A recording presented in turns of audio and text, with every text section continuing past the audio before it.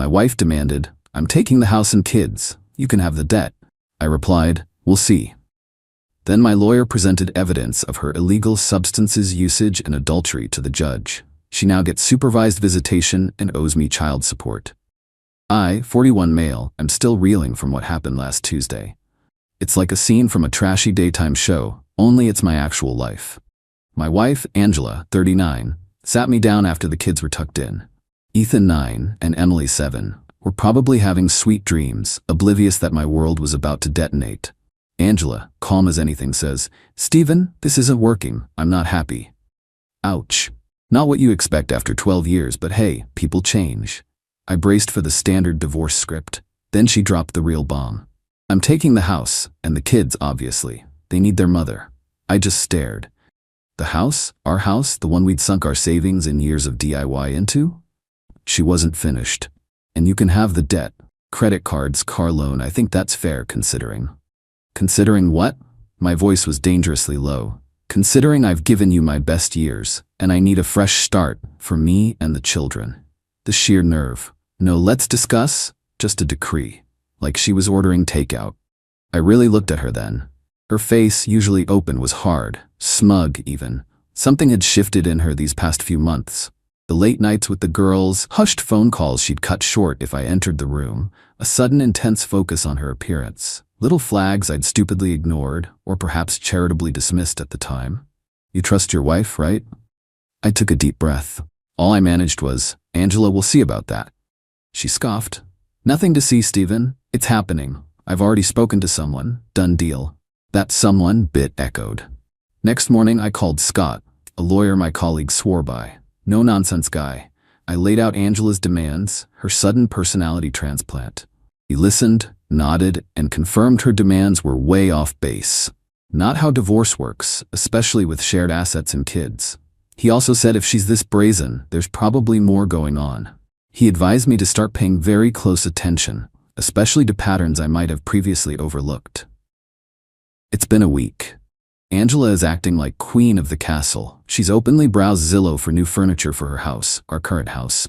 Her sister, Brenda, 37F, was over, and I caught them laughing. Brenda saying, "Girl, you deserve every bit of it after putting up with him." Putting up with me? I work 60-hour weeks. I coach Ethan soccer. I read Emily bedtime stories. What exactly was the hardship? I'm not a screamer. I'm a planner. And I'm thinking Angela has seriously misjudged this. Not sure why I'm posting.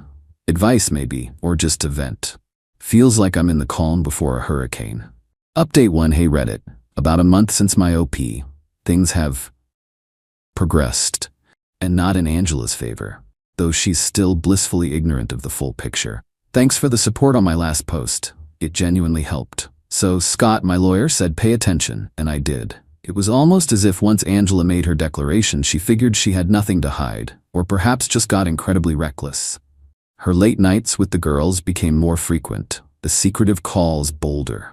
That new expensive perfume I'd never smelled on her before? Suddenly it was her signature scent. Small things, but now, with open eyes, they formed a damning picture.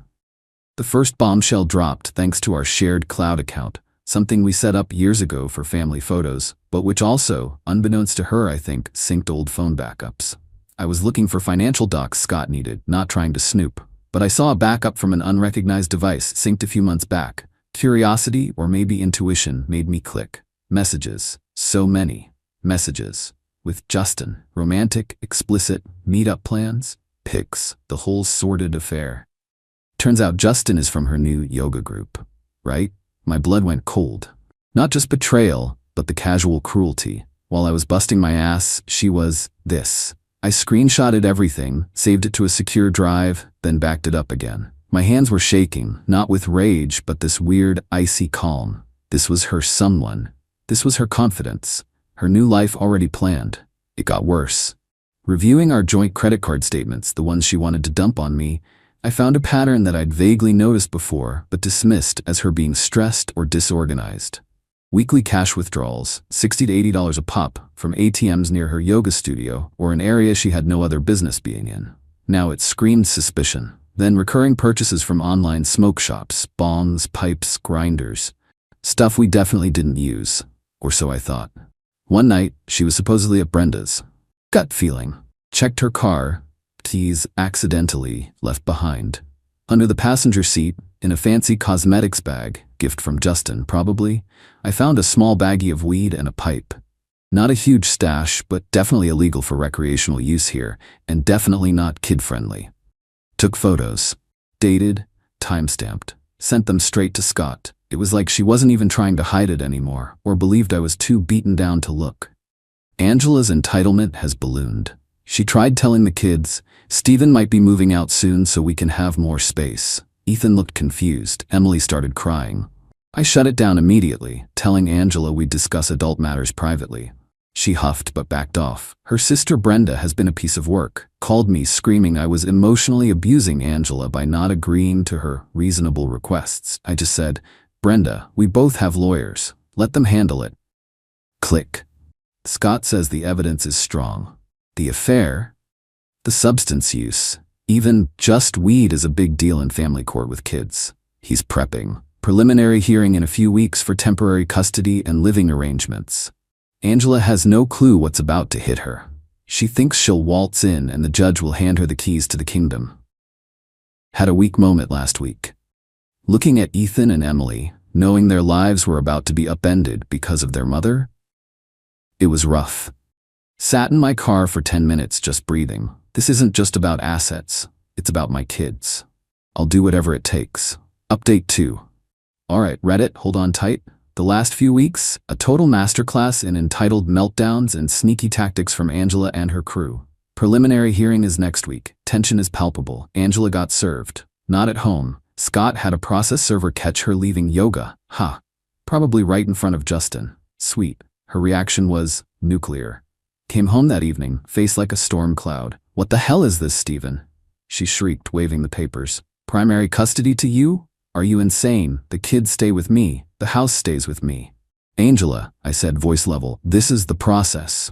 Your demands were unrealistic. My demands were fair. You're punishing me. Punish you for what, exactly? For torching our family? She didn't know I knew everything yet. Then the dirty tricks started, just like some of you predicted. The smear campaign. Suddenly, mutual friends were acting weird. A close buddy clued me in. Angela and Brenda were telling everyone I was controlling, financially abusive, rich, right, and unstable. Brenda even posted some vague BS on Facebook about men who can't handle strong women. The projection is off the charts. Parental alienation attempt. Angela started trying to poison the kids against me. Steven doesn't want us happy, or Steven's trying to take you from mommy. Ethan, smart kid, asked her, why would Steven be mean? He plays soccer with me. Emily just gets quiet. It's gut-wrenching. Documenting every single instance. Financial shenanigans. Tried to empty our joint savings. Luckily, Scott had me move half to a separate account post-D-Day. She only got her share. The look on her face must have been epic. She also maxed out a joint credit card. Fancy clothes, spa days, a new weekend bag. Prepping for her new life, I suppose. The concern call. Brenda called CPS. Anonymous allegations, neglectful, anger problem. A social worker came, interviewed us all, found nothing, wasted everyone's time.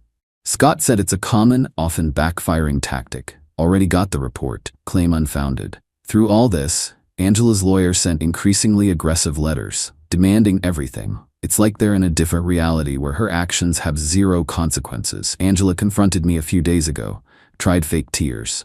Steven, can't we just work this out? For the kids? I'll let you have more visitation if you agree to me having the house in primary. Angela, I said, the time for that passed when you started an affair and developed certain habits. The judge will decide what's best, based on all facts. Her eyes narrowed. Tears vanished. You don't know anything. Oh, sweet summer child. This is exhausting.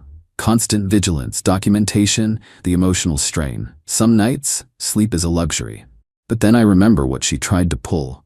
Strip me of everything, take my kids, paint me as the villain. That anger? It's cold now. It's fuel.